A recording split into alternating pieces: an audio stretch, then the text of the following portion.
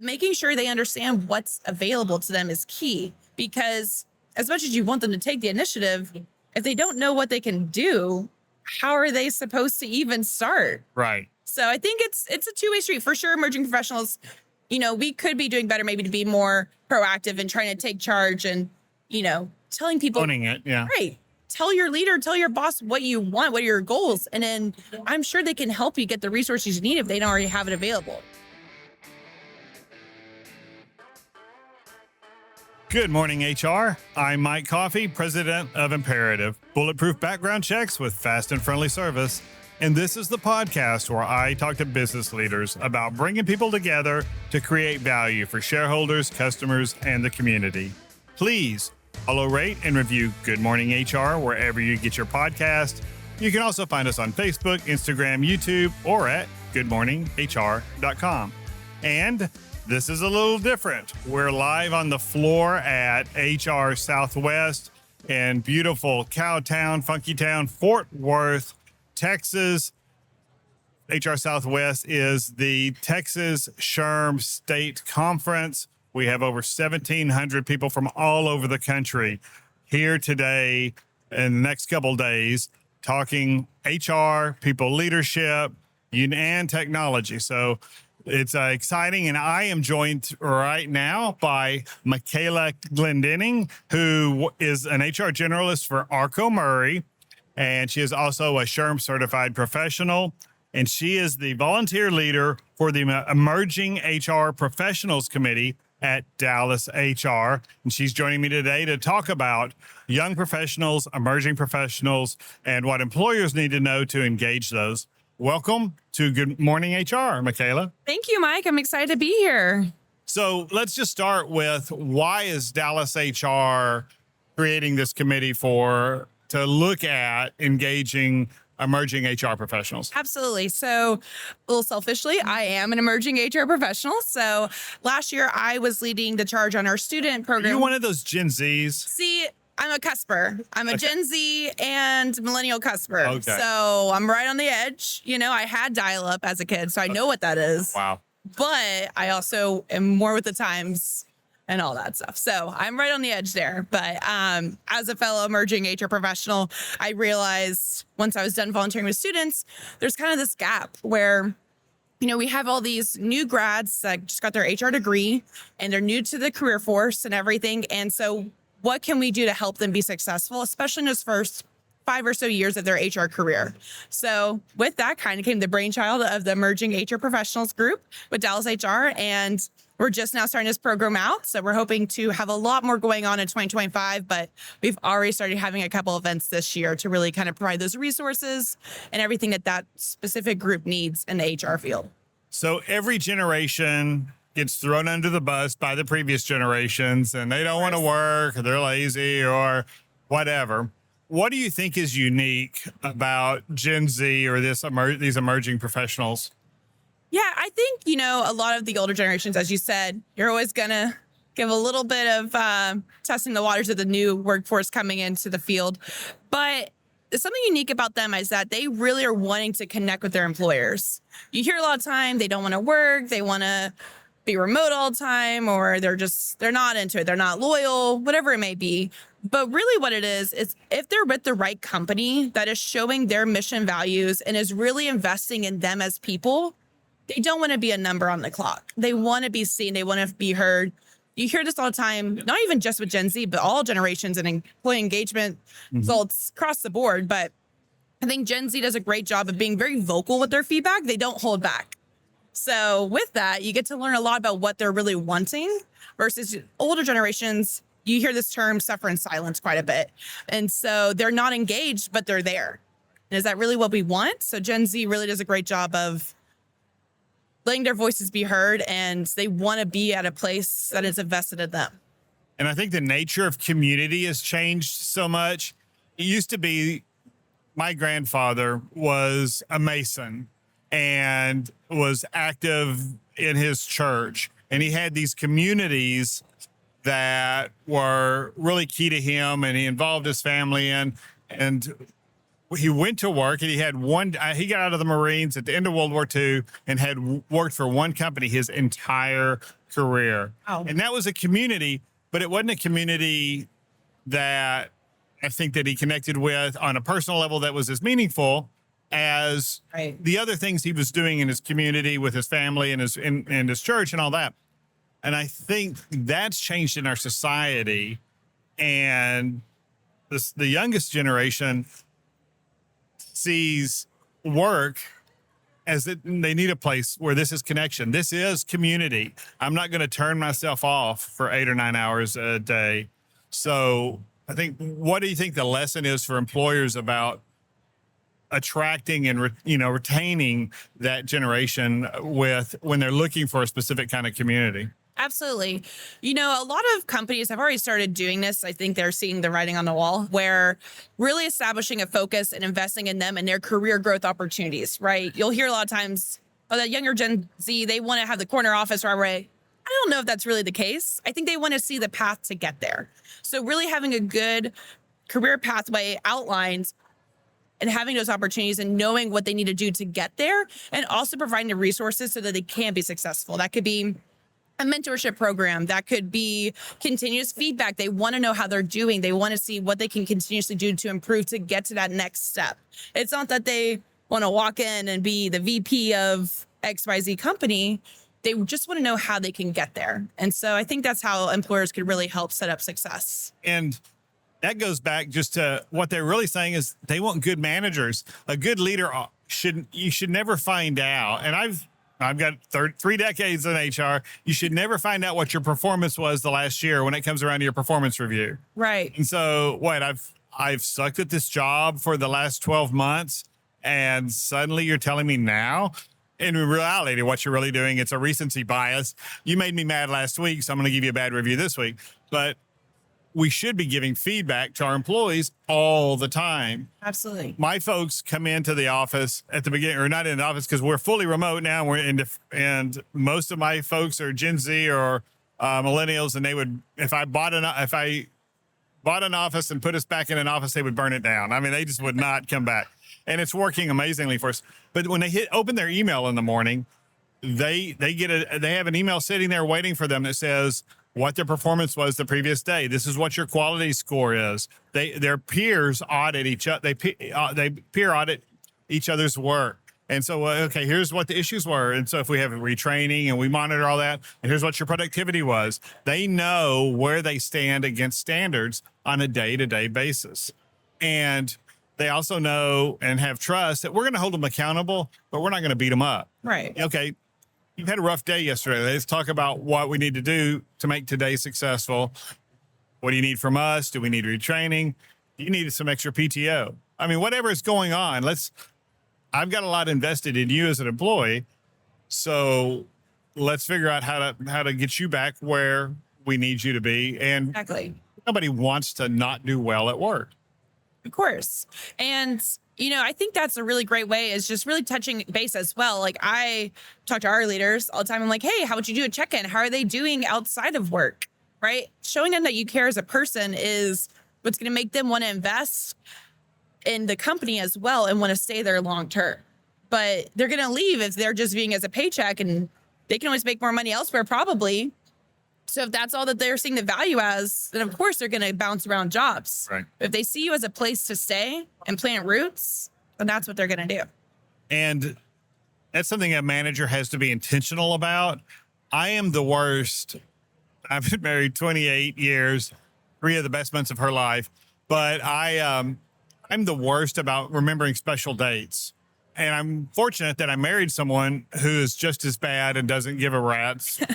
But so I have to I'm lucky that my operations manager keeps on her calendar birthdays and all those and feeds those back to me, because I'm just not that guy. I've got to, and if it wasn't for her doing that, I'd have some other system, because I want to have those connections and I want folks to know. We do one-on-one check-ins. I do with my direct staff, my direct reports, and then they each do with their teams. And they have full team meetings, they have one-on-ones, and then I try to connect to everybody at least once a quarter. and where it's all via Zoom, and it's always awkward because they're all introverts and I'm extrovert, and I'm like, hey, in Zoom, I'm all up in your face. What's going on? But they do give the feedback that they appreciate that's a connection. It's not a giant investment of time or money on my part, right? But it makes them feel that it drives home to them that they're seen, they're heard, they matter. What they do is important. Exactly. And that's a great thing that you mentioned earlier, having your operation. Is that not your priority or just not top of mind to have every day memorized for so many people that you could be supporting or in charge of? I do the same with my leaders. I put it on my calendar and their calendar, and it works out really well. And also, like, they want to acknowledge, they want to support, they want to celebrate. But sometimes when you're juggling, 10 plates, it's hard to do that. So I think also that's something for managers and leaders to partner with their HR team, saying, I want to engage with my team. I want to show them I care. How can you help me do that? That's a perfect avenue for HR to step in and partner with them, whether you're an emerging professional in HR or not. I think that's just a great way to really kind of tie it all in, because that's what our team is there for, right? We're there to help you guys succeed just as much as your associates. So I think that's really great that you have that person that you are able to collaborate with. And that's all it is, right? A lot of our associates know I put that on their calendar. Right. But they still light up when someone says, happy birthday, how are you? Do you have plans? Hey, congrats on your 5-year anniversary. That's amazing. That's the kind of stuff they want. And addition to so many other avenues, but just showing that you recognize them as a person is step one. And we hear a lot, that this young generation, all they want to do is work remote. But I can say I've got a son who's an engineer, 2.5 years out of UT now. And I've heard from a number of his friends, they want to be in office because they want the mentoring. They want that relationship. I'm the same way. I think I personally do better in the office environment, but that's also, I'm people focused, right? I want to be where the people are. And I would agree. We see that a lot more. I think there's an element of flexibility that I think companies are starting to adjust to. Like, if you need to be home this day to take care of something, or you have appointments, I'm going to work from home the rest of the day. That's a level of flexibility that our company does. And I think a lot are starting to do, which I think is kind of alleviating that quite a bit. But then also, if you're expecting someone to be in the office and you don't talk to them all day, how are they there? Right. So I think also as employers recognizing that if we're wanting people to be there, then we need to engage with them, because to them, I can do this job at home in the comfort of my couch and sweatpants, right? And if no one's going to talk to me, then I might as well be at home.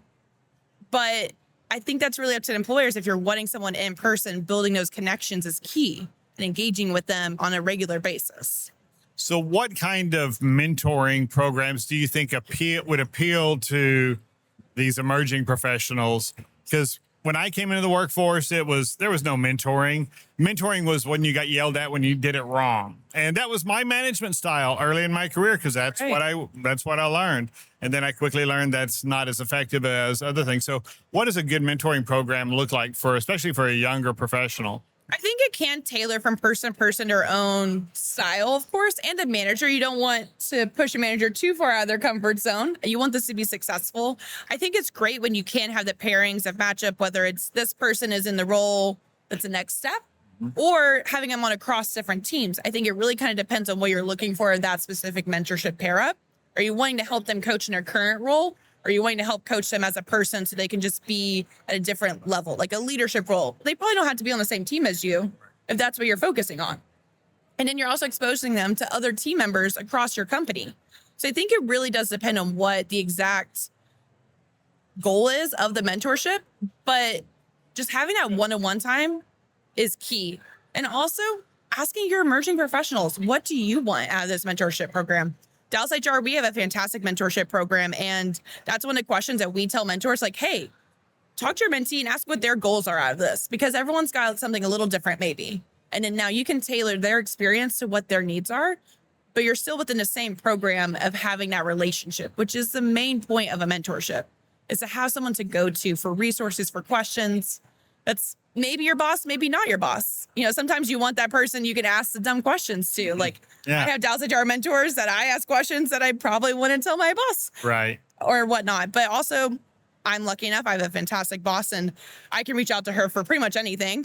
And she's always available to help coach me as well, so I can take on more responsibilities. So I think having that balance and having multiple mentors in different areas of your life is also important for emerging professionals. So I think it's both ways. And work, clearly we're working remote, but also just the expectations of how we spend our days is different. I remember early in my career, there were days where I had everything done, but there's this thing called the Fair Labor Standards Act that said I wasn't going to, I wasn't exempt and I wasn't going to get paid if I didn't. And I was right. I learned to ride the clock out, early in my career, and it made me crazy. And I think this generation's even less patient with feeling like they're wasting their time because they could be playing Fortnite right now or doing whatever they want to do. But what's that? How do you balance that, making them understand there's times where there's not work to do, but you can always be learning something. There's always other things, but sometimes they need to take the initiative on learning that rather than just riding the clock out because they want to get paid for those hours, especially when they're not exempt. Right. Well, and I think that's a good point is there's other things you can be doing.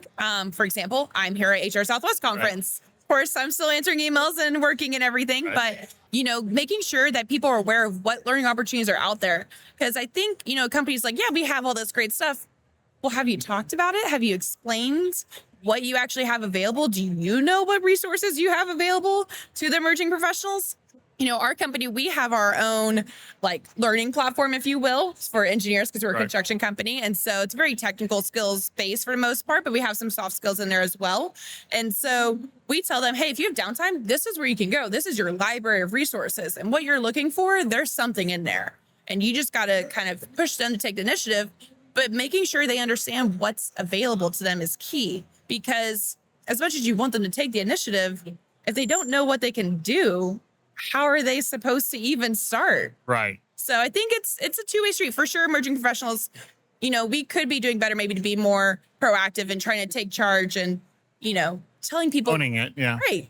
Tell your leader, tell your boss what you want, what are your goals. And then I'm sure they can help you get the resources you need if they don't already have it available. And if that leader's touching base with their team regularly about their own performance, they know where they need to grow. And if they have some idea of what a path looks like to, some people never want to be management. Right. But they want to make money. And so maybe there's, here's what that path looks like. And here's the skill set you're going to need to develop. Exactly. And not everyone wants to be a leader. And I think that's okay to say. Not everyone wants to be a boss, and that's totally fine. Well, then what are other ways that we can engage or help them grow in their career path where they're not necessarily having to go be a manager, go be a vice president, go be a director, whatever it may be.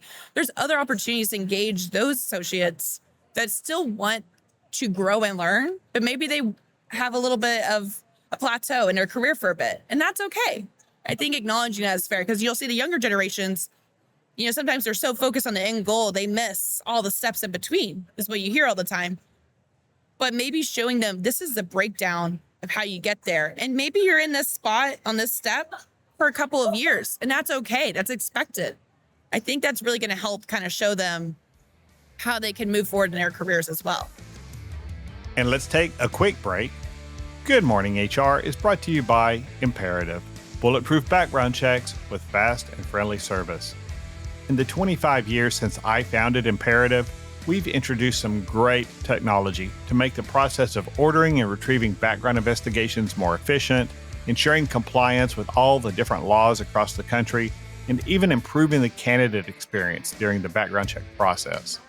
However, we still rely on our professional analysts over algorithms or databases to ensure that our clients receive the most reliable, thorough, and legally compliant information possible. And if our clients ever have a question, they don't have to Google or try to talk to a chatbot to get the answer. They can just pick up the phone and talk to one of our real people who will resolve their issue right away. It may sound old school, but I believe the human element is still critical to ensuring that our clients make well-informed decisions about the people they involve in their business. You can learn more about how we protect our clients at imperativeinfo.com. If you're an HRCI or SHRM certified professional, this episode of Good Morning HR has been pre-approved for 1/2 hour of recertification credit. To obtain the recertification information, visit goodmorninghr.com and click on Research Credits. Then select episode 172 and enter the keyword emerging. That's EMERGING. And if you're looking for even more recertification credit, check out the webinars page at imperativeinfo.com. And now back to my conversation with Michaela Glendening. So I talked about, giving numbers and giving that feedback. But one of the things I hear from my friends who are college professors and from my friends who are leading young professionals is they have a real challenge with deadlines. And maybe in high school, especially they came up through COVID, things were very flexible. Friday didn't necessarily mean Friday. You can get it done you turn your work in on Monday or Tuesday, right. And they're hitting the workplace and they're being held accountable to understand that a deadline means a deadline. Right. How would you suggest that a manager struggling with that address it with one of the, when it's one of those young employees who, to no fault of their own, just never has been held. They've never been really taught that 1 o'clock on Friday means 1 o'clock on Friday. Exactly. I think part of that too is giving the why. Like, why is this important? Why is this report needed? Because also sometimes managers, if you can't give the why, why are we doing it? Yeah, good point. So I think also showing them like the reason why I need this report by 1 p.m. on Friday is because I'm presenting it to this group of leaders on Monday at 8 a.m. So I need it by that time so I can do X, Y, Z, or we need it for this or whatever that may look like. I think is really going to also show that you trust your emerging professionals, showing them, hey, I want you to understand this process at a high level. And this is the key piece that you're being vital in. It's also showing them how important what they're doing is to the company. And shows that you're investing or entrusting them with this very key portion of it if you give them the why. If you're just like, hey, can you run this report? That's just a report. But if you tell them, hey, can you run this report? I'm going to present this data to the board of directors next week. Well, that report's very important, isn't it now? Yeah, a lot more than like, oh, I'm just like crunching some numbers now.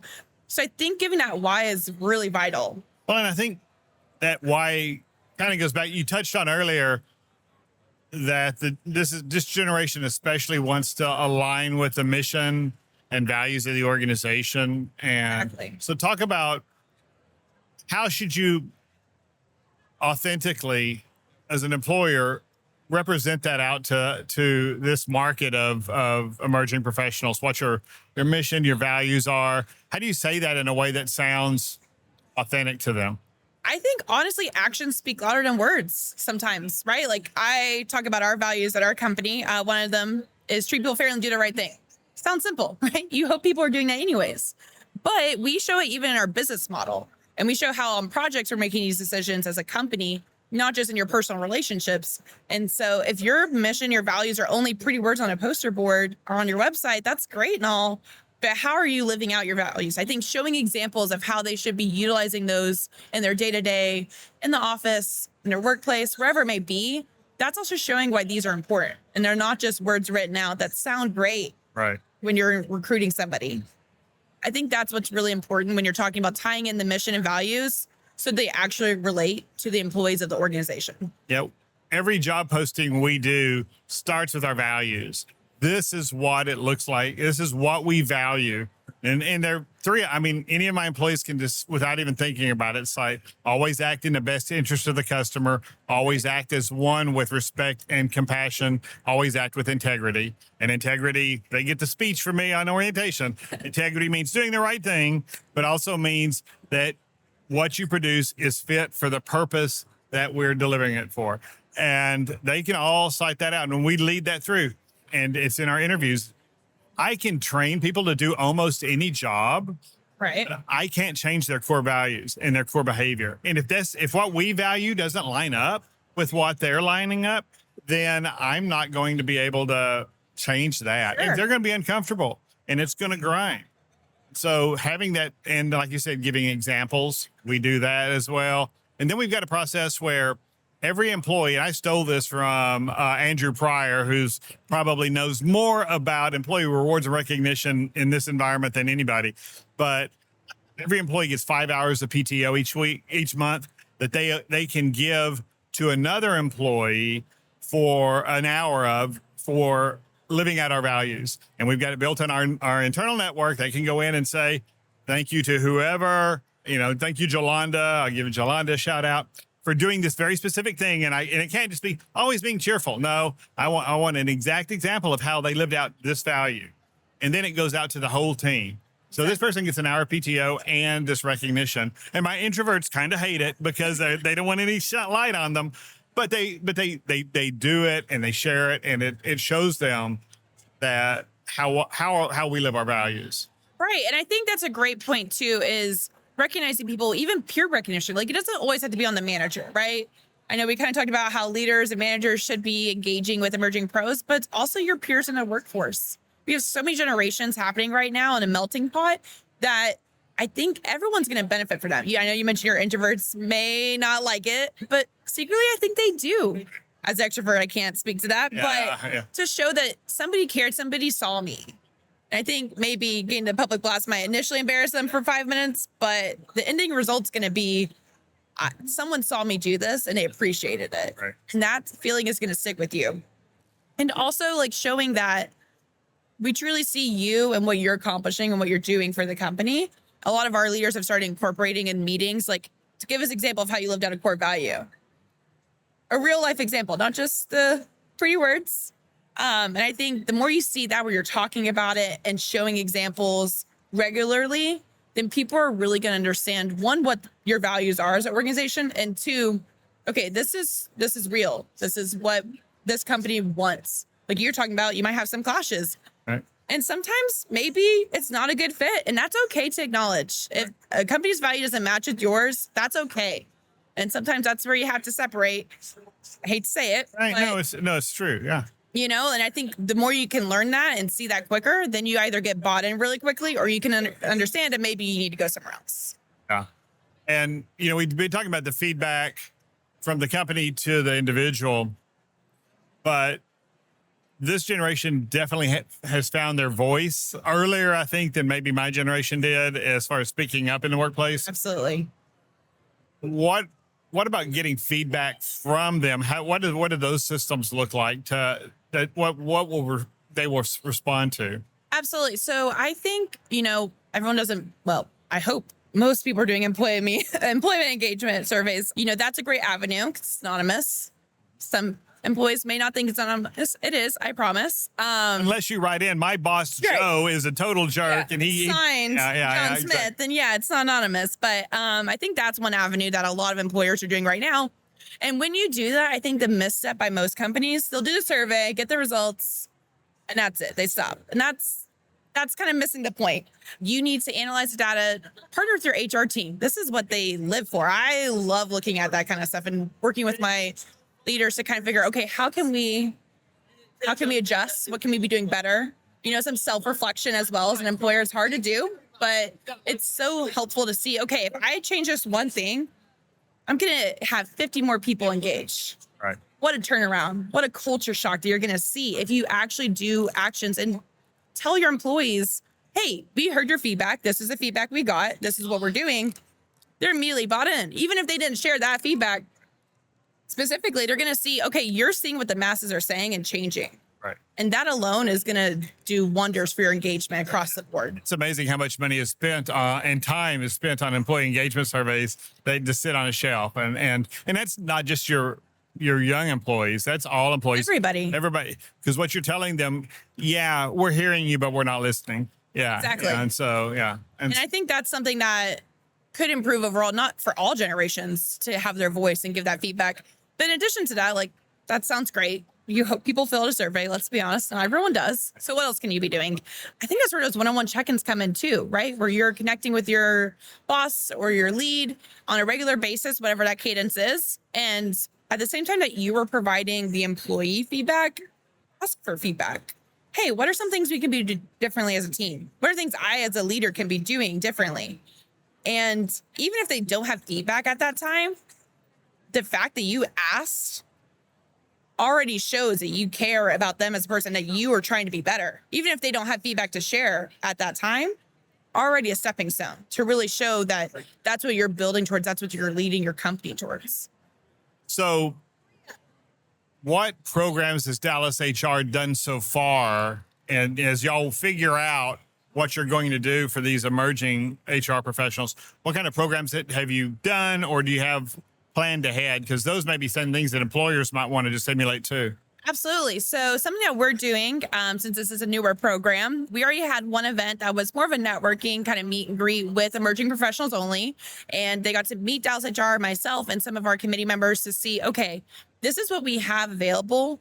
What do you guys want? That's a question we asked them. What are y'all wanting? We want to build this for you. What a novel concept. I know. Crazy. Because as fun as it is to speak here about emerging professionals as one, I don't know the answer for everybody, right? Like, this is my opinions and what I may think we should be doing, but I want to know what everybody wants to be doing. And so from that, we actually are going to be having our first education event in November 7th. It is on the DallasHR website. If anyone is in the Richardson area, it's going to be for emerging professionals only. So you have more than 5 or so years of experience, it's not going to be content for you. Not that we wouldn't love to have y'all. Just may not be relevant for what you're looking for. And so it's actually going to be learning the lingo, which I think we're going to hope to build. Learning the lingo. Yes. So we're going to make that into like a series. So this one specifically benefits 101. A lot of people going through open enrollment right now. As an HR professional, everyone's asking you questions, right? I get so many calls about benefits, and thankfully I've been involved for a couple of years now. So I would like to think I'm fairly informed, but I don't know the answer to everything either. So that's why, trying to make sure that you understand, like, what are these terminologies are changing all the time. Also, like, what is an HSA? Maybe you don't want to ask your VP of HR what that question is, right? Like, obviously I've been in HR for several years now. So like, Get it? You get there over time. But, my first year, I probably was just as confused as everybody else. So I think it's really going to be a great event for us to kind of kick this off. And in 2025, we've already started planning multiple events for networking, education, and other areas for us to get involved. We're also, in typical younger generation fashion, we do have social media. So we do have a private LinkedIn group, which is a safe space, again, for you to ask questions. We also share resources on there through Dallas HR and other opportunities for you to connect virtually for those folks who may not be able to come in person, and also just making sure they're aware of what's going on. And so we're kind of getting the full range for all emerging pros, whether they're able to come in person for these events, online, whatever that may look like. But of course, if anyone has ideas, you can message me or Dallas HR as we build out this program. It is new, so we're learning as we go. But I'm really excited to see what we have planned for the Perfect. next. Thanks for joining me today, Michaela. Thank you so much, Mike. I appreciate it. And I assume people can learn more about Dallas HR's Emerging HR Professionals program at dallashr.org. Absolutely. Yes, it is on the website and everything. Or you can message me directly on LinkedIn. I'm happy to help connect you either way. And we'll include her LinkedIn and her social security number in the show notes. Well, thanks again for joining me. Thank you, Mike. And thank you for listening. You can watch this podcast live, the video of this podcast live, or search our previous episodes at goodmorninghr.com or on Facebook, Instagram, or YouTube. And don't forget to rate us, review us, subscribe wherever you get your podcast. Rob Upchurch is our technical producer, and you can reach him at robmakespods.com. And as always, thank you to Marianne Hernandez, our marketing coordinator at Imperative, who keeps the trains running on time. I'm Mike Coffey, and until I see you next, be well, do good, and keep your chin up.